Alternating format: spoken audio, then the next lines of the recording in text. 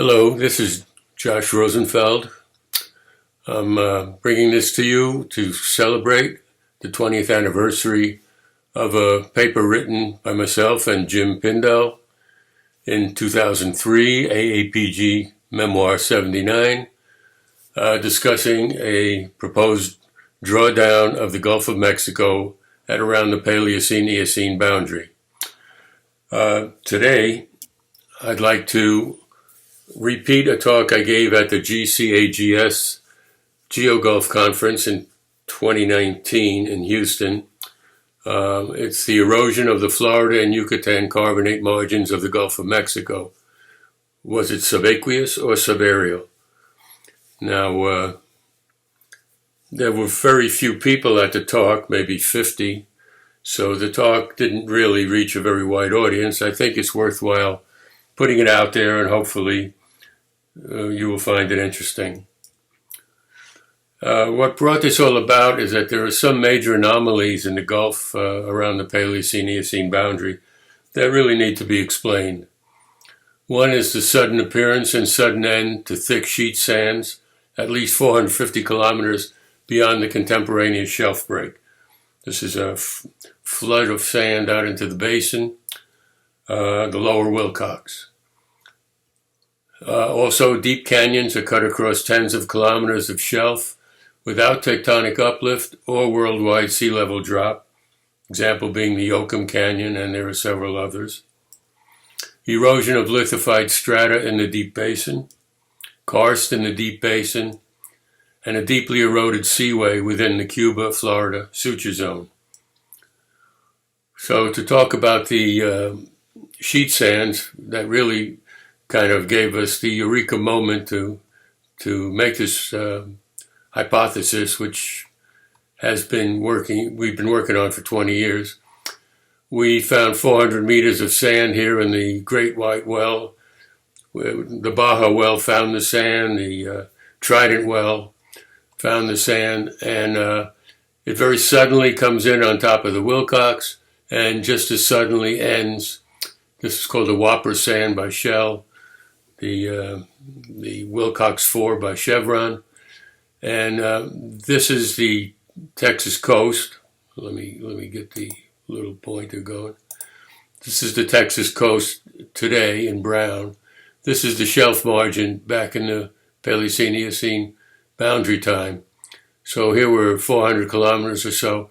This is where these wells were.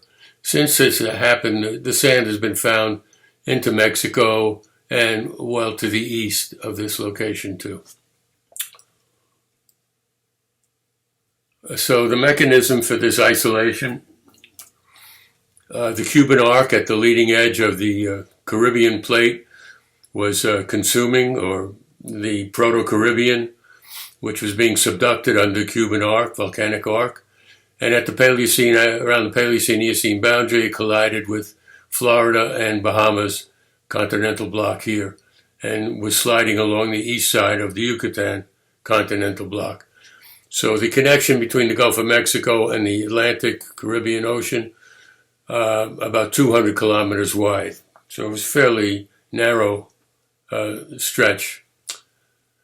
Another thing is when the suturing occurred, the subducting slab broke off, and this allowed an uplift. Well, it didn't allow it. It actually caused an uplift 2 kilometers or so of the suture zone, which would enhance any potential for isolating the Gulf of Mexico.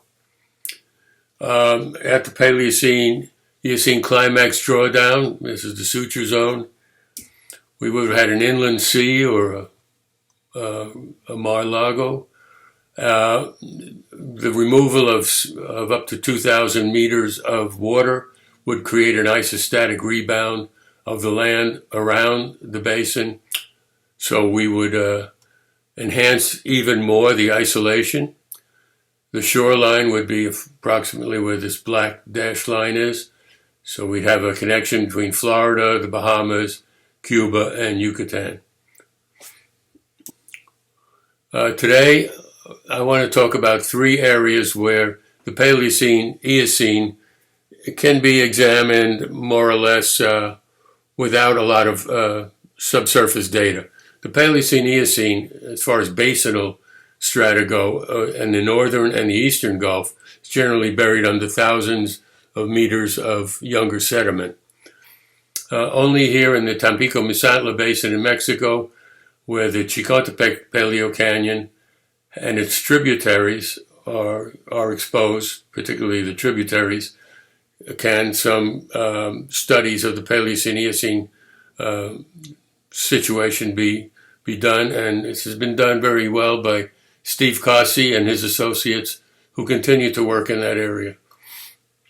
But today I want to talk about the Eastern Gulf, where things have really been in a stasis since the end of the Paleocene. So there are great similarities between the Yucatán platform and the Florida platform. You have continental crust below thick subhorizontal Mesozoic to recent platform carbonates. You have low relief distal carbonate surfaces, which do not produce much sediment and are quite distant from the nearest clastic sources. The offshore areas are 200 to 300 kilometers wide. Low relief ramps here in Yucatan, here in Florida, sloping gently into water depths of 500 to 1,000 meters. Sinkholes are common in water deeper than 500 meters. Ramps terminate at steep escarpments going down into the abyssal plain. Here's the Campeche escarpment and the West Florida escarpment. The abyssal plain is about 3,700 meters deep over here and about 3,400 meters deep over here.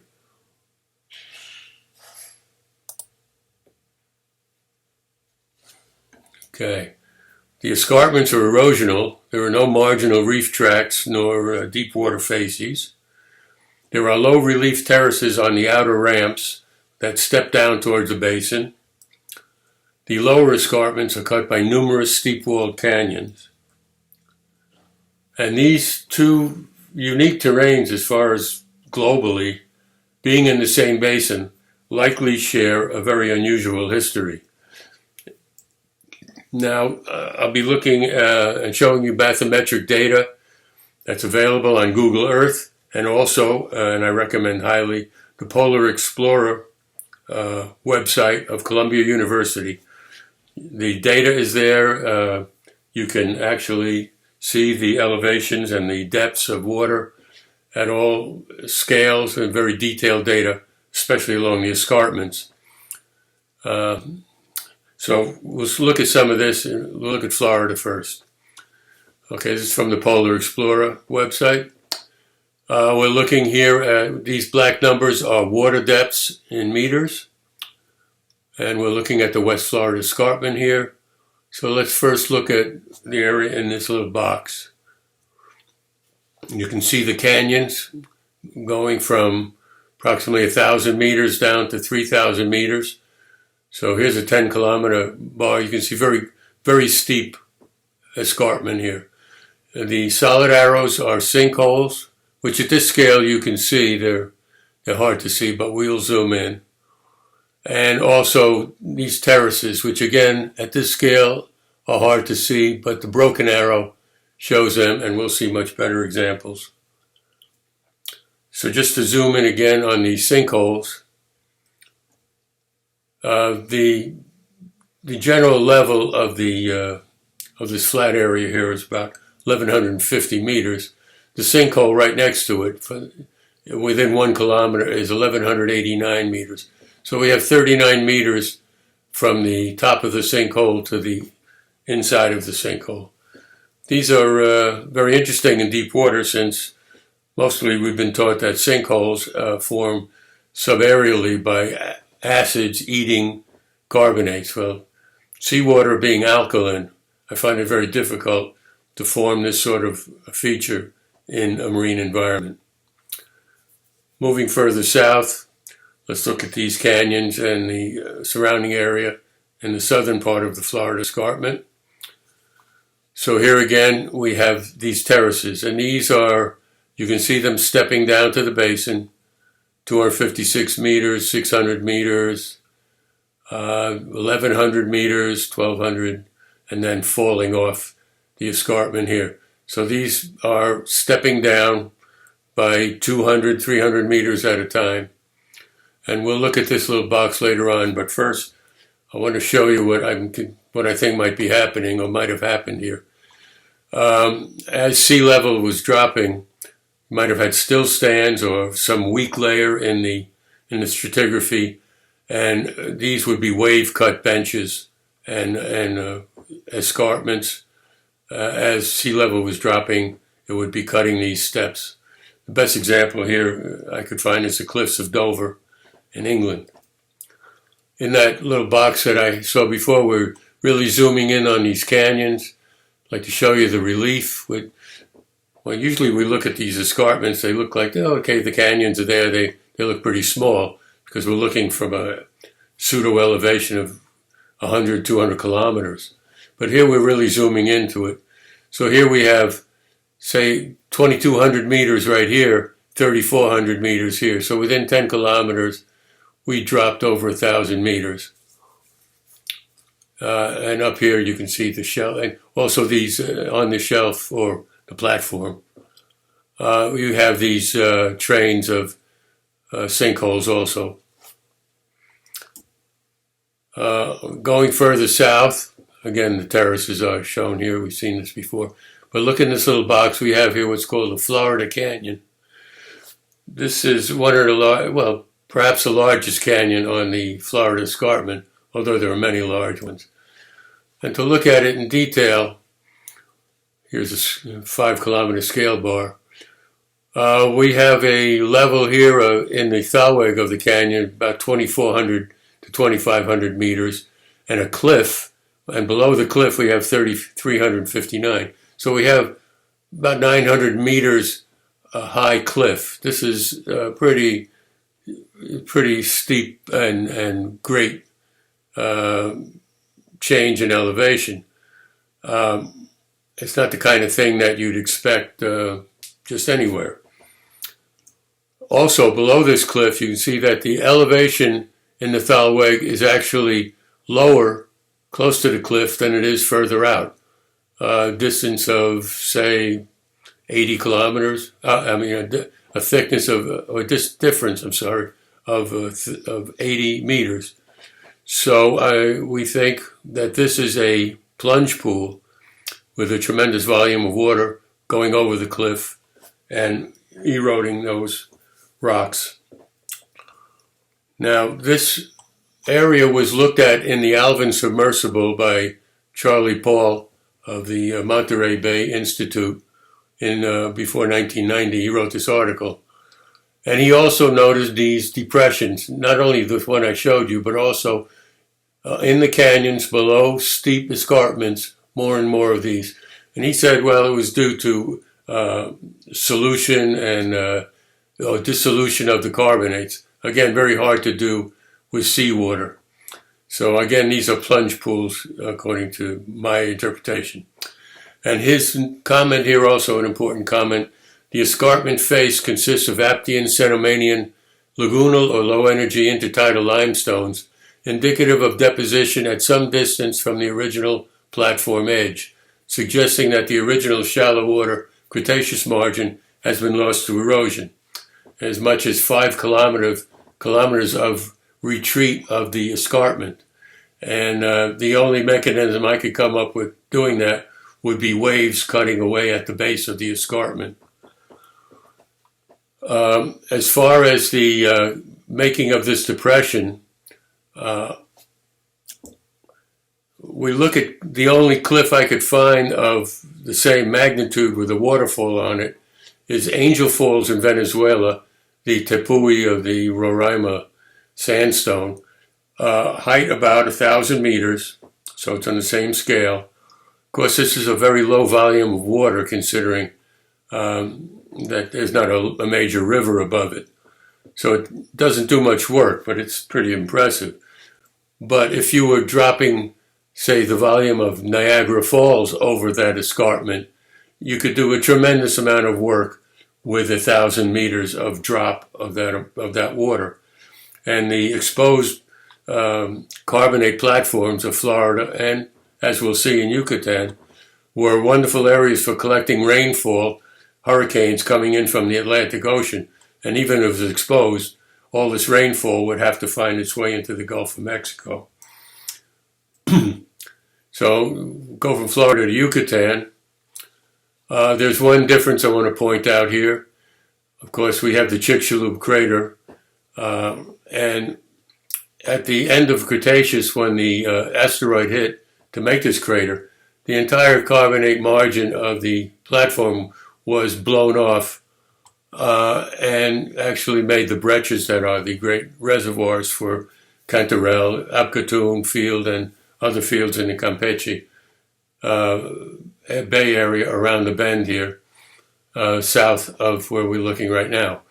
But this looks like a headwall scarp of a major landslide or debris flow moving out into the basin. Now, the impact occurred 10 million years before the Paleocene-Eocene boundary. So I'm thinking that there was plenty of time for this material to be re-cemented, lithified, and become hard. Well, not hard, but a cemented mass, difficult to erode by submarine processes. Just to show you a seismic line of what that looks like. This is the slide mass here, coming off the side of the platform. There's rugosity on the top of it, and even out into the lower part of the escarpment.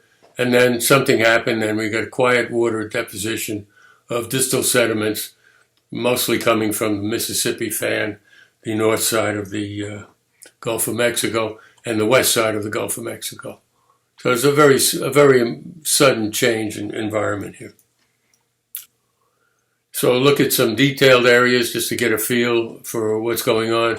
And I really recommend that anybody look at these data sets and just scout around and satisfy yourselves that some really strange things are going on here. So here the abyssal plain is 3,700, almost 3,800 meters deep. The platform itself is 100 meters, but very quickly drops off and out to about 1,000 meters and then breaks out into the basin. And you see there's erosional stuff even way down, probably at 3,000 meters of depth. So let's look at this area in this box first.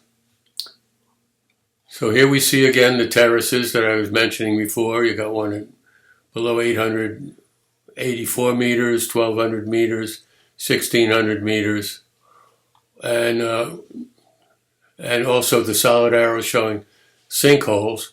The sinkholes very clearly line up with the canyons here, to me suggesting that it was a major underground river moving towards the shelf margin and actually popping out of the scarp here and cutting this canyon, but also the roof of it collapsing. Here's another one here. There's several, and even these canyons look like they are being headward eroded back into what were sinkholes. This one particularly right here. So, my comment is this is very hard to do in a marine environment. It's impossible. Look in this box here. First, before we zoom in on it, this looks like a fluvial system. This is that headwall scarp I was talking about. Fluvial system, tributaries, and going out, and all being funneled into this very narrow, steep canyon here.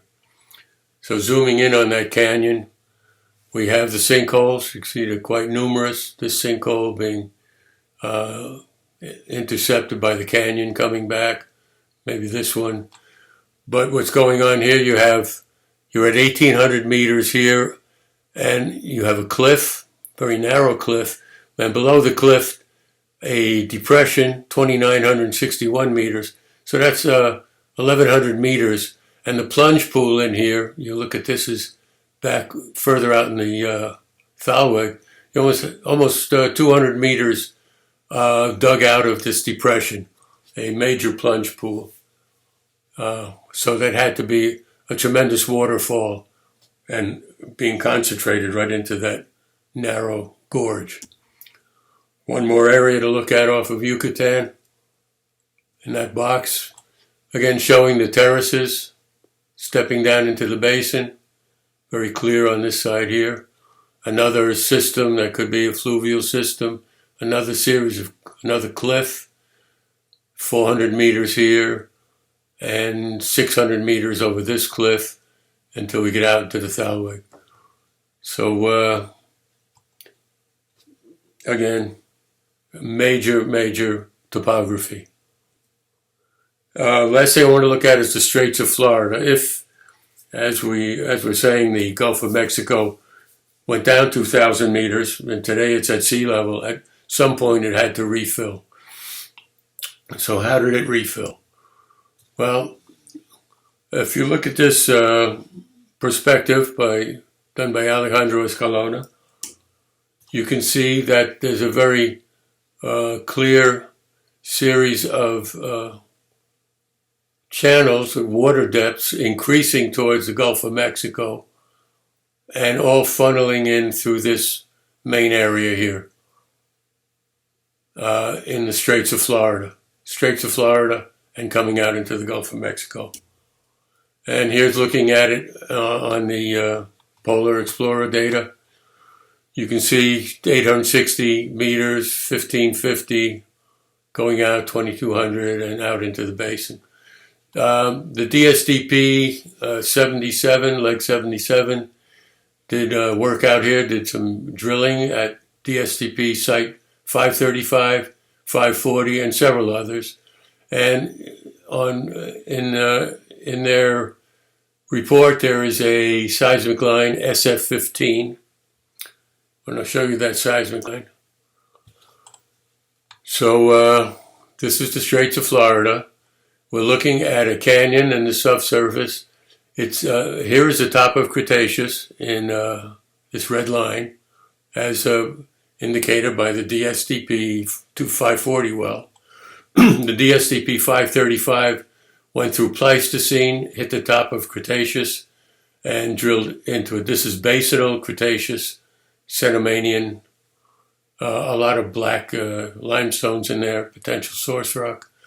Anyway, the canyon is about 800 meters deep. It's only partly filled.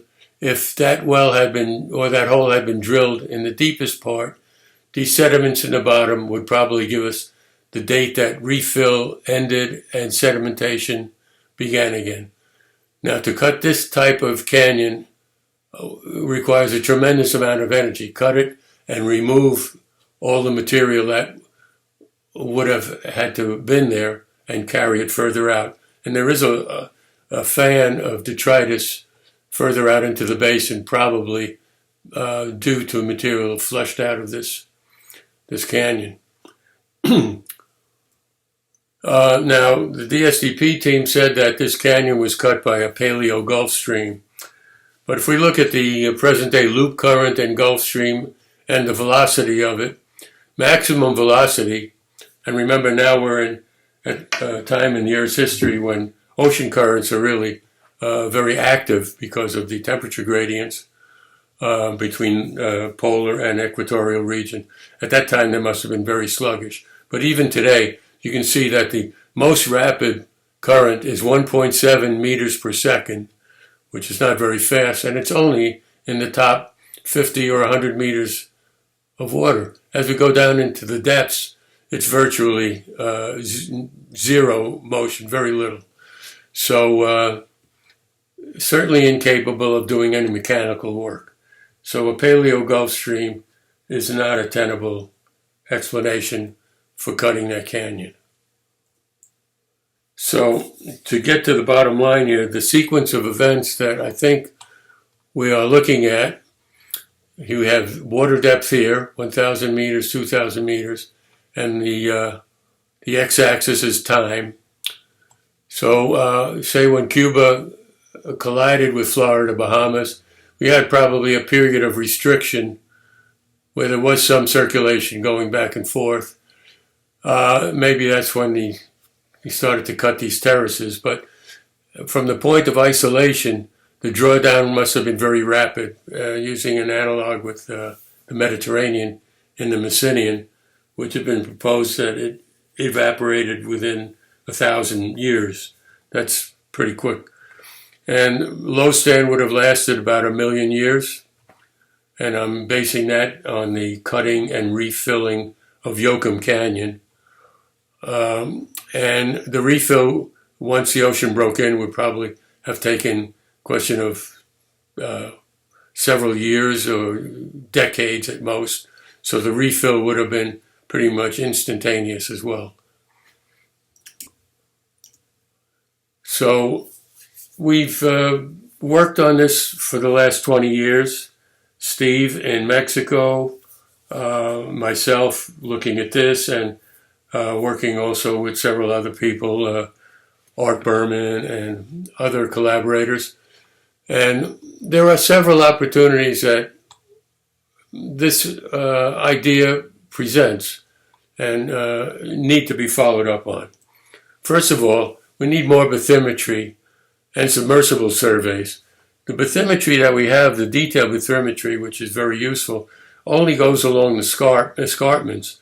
The outer platform has, or should have, the continuation of these rivers and that were carrying water out into the Gulf. So we need to see more of that. Submersible surveys in the canyons, who knows what will be found there. More data are needed to fully understand the Swanee Channel. The Swanee Channel has been proposed by people who don't like this idea as having always been open and allowing Atlantic water and Gulf water to go back and forth and preventing any drawdown. But the Swanee Channel is very poorly documented, and it needs to be understood completely. Some papers show that it didn't even exist until the Oligocene. It is also, the Swanee Channel is the up-dip end of the DeSoto Canyon. The DeSoto Canyon has been refilled with a lot of sediment, so we need to see some seismic in the upper DeSoto Canyon to see what that looks like. Did the redistribution of water and sediments during the drawdown and refill affect salt kinetics? If you drop sea level and move a huge amount of sediment into the Gulf very quickly, this would be a perfect squeegee or rolling pin to squirt the salt out and maybe create these first canopies that moved out into the basin. We have to rethink petroleum play concepts in the USA, Mexico, Cuba, the Bahamas, Guatemala, and Belize. All of these areas had effects of the drawdown, exposure of the Yucatán platform and exposure of the Florida platform and the Bahamas. And important from a scientific point of view is the drawdown related to the PETM. Did the drawdown remove the overburden from conventional hydrocarbon reservoirs and cause catastrophic breaching of gas and oil reservoirs?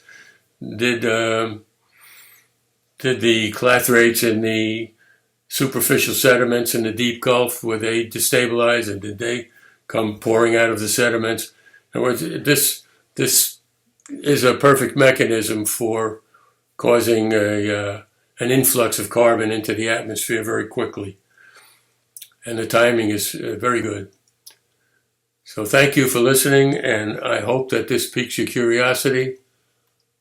And until next time.